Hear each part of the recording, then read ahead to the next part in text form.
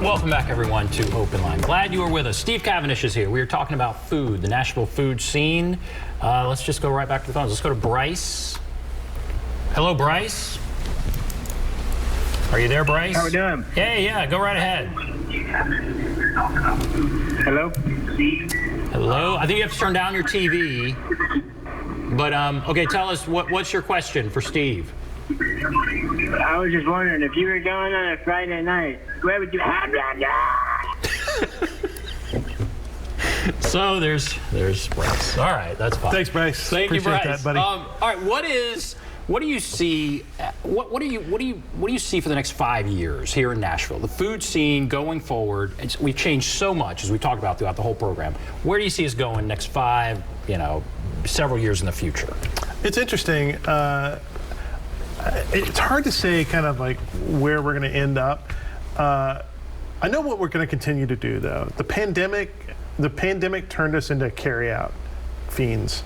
And so one of the most interesting things that you saw kind of coming out, this was starting up before the pandemic, but the pandemic kind of really gave rise to them, is a thing called ghost kitchens. So ghost kitchens are takeout operations that have but that's all they do. There's they don't have a bricks and mortar place of their own. A lot of times they're operating out of these kind of like commissary sort of kitchens that are set up so that a couple of different places can go in and cook in one place, but they don't even own their own kitchens. And so they'll come in and set up shop, and it gives rise to, it cuts down the overhead, but B, it gives really creative concepts a chance to try something out and see if they're going to succeed. And given our preference for takeout that we developed, most places that ramped up their takeout to kind of keep the doors open during COVID still have healthy takeout operations. Very few places kind of went back and just said, we're not going to do that anymore. We're only going to focus on it if you come to the restaurant.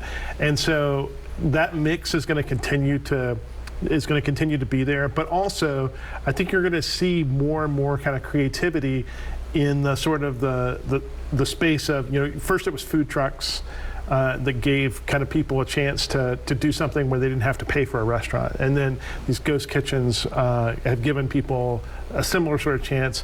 I think you're going to continue to see stuff in that sort of vein. Really creative, really interesting stuff that you're not ever going to their restaurant. That makes sense. You're absolutely right. Restaurants did take out big time, and I still go out to eat at these restaurants, and they're still doing that. I mean, now I can go in there and sit, and that's nice, but they're also hefty number of people are coming in taking food out. What about the ethnic scene? What about Indian and, I don't know, Vietnamese? What about some of that stuff? Are we seeing more and more of that here? So Nashville, if you go down Nolensville Road, for instance, you will find like some of the best collection of Central American cuisine anywhere. I mean, it's fantastic. I've got a Salvadorian place that's like right across the street from me, off Nolensville. That's just amazing. Not only can you get, for instance, like great Mexican and great tacos, great whatever, but you can get great regional varieties kind of within Mexican cuisine, which I think is a sign of a really healthy sort of scene.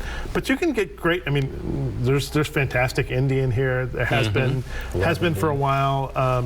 The Korean scene is well represented. Really good Vietnamese. Strangely enough, not great Chinese, and there's a number of reasons for that. But there's not like that kind of signature sort of like great Chinese place, whether it's takeout or to go to, that you might have seen in kind of some other stuff. We could talk about this all day. All right, this is great. All right, we're going to take a break. We'll come back, wrap everything up right after this.